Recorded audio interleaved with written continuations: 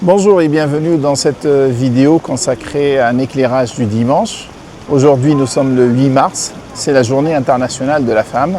Donc bonne fête à toutes les femmes du monde. Happy Women's Day and Eid Saïd li kulli al-imra'a fil 'alam kamil. Aujourd'hui je vais parler un tout petit peu des changements climatiques et de l'impact sur les femmes. Parce que assez souvent on parle du changement climatique comme un phénomène climatique, un phénomène environnemental, mais assez souvent on oublie l'aspect social. Or justement les changements climatiques impactent les inégalités et les accentuent, notamment les inégalités frappant les femmes. Selon une étude de la FAO qui a été réalisée en 2024, sur 70 ans d'observation, dans presque 100 000 ménages, et sur 24 pays, on montre un effet clair et net de l'impact du changement climatique sur les revenus des femmes. En effet, les ménages qui sont dirigés par les femmes sont plus durement frappés en cas d'inondation et en cas de forte chaleur. Et ces inégalités, elles frappent un tout petit peu les femmes dans le monde entier. Et c'est pourquoi il faudrait justement passer dans le phénomène de transition d'une société basée sur les hydrocarbures et sur le carbone à une société post-carbone dans laquelle on corrige non pas uniquement l'intensité du carbone mais également les inégalités et notamment les inégalités qui frappent les femmes. Pourquoi les femmes sont plus frappées que les hommes par les changements climatiques? En effet, d'un point de vue économique, il faudrait voir la structure d'emploi de femmes. Et ce que l'on constate, c'est que 36% des femmes à l'échelle mondiale travaillent dans les secteurs liés au secteur alimentaire, agroalimentaire. Et donc le secteur inclut surtout l'agriculture pour les pays en voie de développement. Donc pour les pays en voie de développement, c'est 48% de l'emploi qui sont dans le secteur où plutôt la main-d'œuvre est agricole et elle est féminine. Et donc ce secteur-là, il est le plus exposé aux aléas climatiques, notamment les inondations, les sécheresses et tous les autres événements extrêmes climatiques. Donc toute répercussion sur le secteur agricole et le secteur en fait de l'agroalimentaire impacte directement les femmes. Par exemple, dans les pays en voie de développement, cela se traduit par des journées moins de récolte, donc moins d'emplois pour les femmes. Et pour les femmes, en fait, elles sont déjà frappées par des inégalités sur ce secteur en termes de propriété agricole, mais également en termes d'accès au crédit et d'autres aspects. Donc les inégalités initiales sont accrues par les inégalités climatiques et la perte, elle est estimée entre 30 et 40 milliards de dollars par an. En fait, ces chiffres sont faits par la FAO.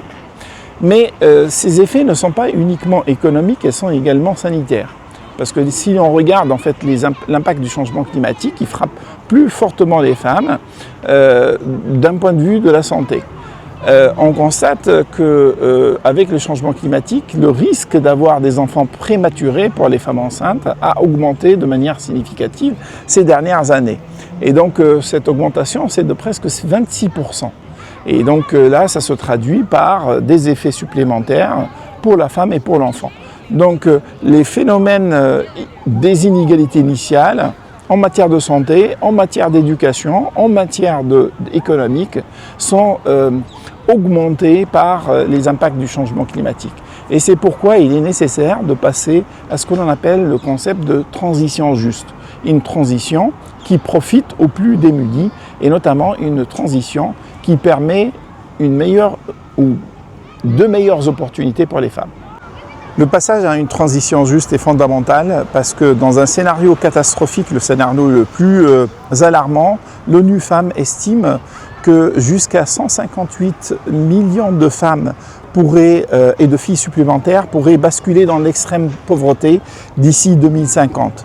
16 millions de plus d'hommes et de garçons, mais 158 en fait femmes et donc jeunes filles. Ceci en fait pourrait accroître et aggraver les inégalités fondamentales qui existent déjà et il faut absolument essayer de corriger cette donne au niveau international. La réponse à ces inégalités qui touchent les femmes en matière de changement climatique n'est pas une réponse uniquement sociale mais elle est économique. Selon une étude, en fait, répondre aux inégalités, corriger les inégalités qui touchent les femmes pourrait faire ajouter au PIB mondial 1000 milliards de dollars et sortir 45 millions de personnes de l'extrême pauvreté. Donc c'est un problème d'efficacité. Et pour cela, en fait, il faudrait véritablement se doter de stratégies. Et les stratégies genre et changement climatique sont aujourd'hui partie intégrante des NDC, des documents fournis en fait par les nations pour corriger les problèmes de changement climatique au niveau des Nations Unies. Et ces stratégies devraient prendre surtout le volet en charge, le volet adaptation.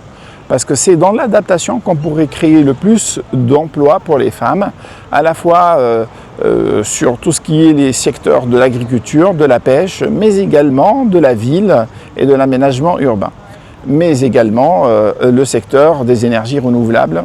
Et donc on voit bien qu'il y a des potentiels très importants, mais ce sont des politiques correctrices qui devraient être mises en place pour pouvoir corriger ce fait. Pour finir cette vidéo, donc, le changement climatique impacte tout le monde, mais plus particulièrement les populations vulnérables et notamment les femmes. Nous avons voulu, dans cette journée internationale des femmes, mettre l'accent sur ce lien et montrer l'impact à la fois économique, sanitaire, environnemental. Donc presque la moitié de la population des femmes travaille dans le secteur en fait, agroalimentaire qui est fortement impacté par les aléas climatiques et ceci se traduit par moins d'opportunités en termes d'éducation et de santé. Et surtout ça peut se transmettre par des phénomènes de pauvreté intergénérationnelle. Il est impératif de stopper ce phénomène et de planifier des politiques et notamment de faire ce que l'on appelle les stratégies genre et changement climatique au niveau international. Mais il faudrait des financements pour pouvoir financer ça et les mettre en place. Le manque à gagner, comme on l'a démontré, est de 1000 milliards de dollars et il est important de les mettre sur la table, le volume de financement nécessaire. À très bientôt pour une vidéo éducative le dimanche. On espère que celle-là vous a plu et on espère que vous serez de plus en plus nombreux à nous suivre sur ces vidéos qui font le lien entre ce qui se passe actuellement, l'actualité et le changement climatique.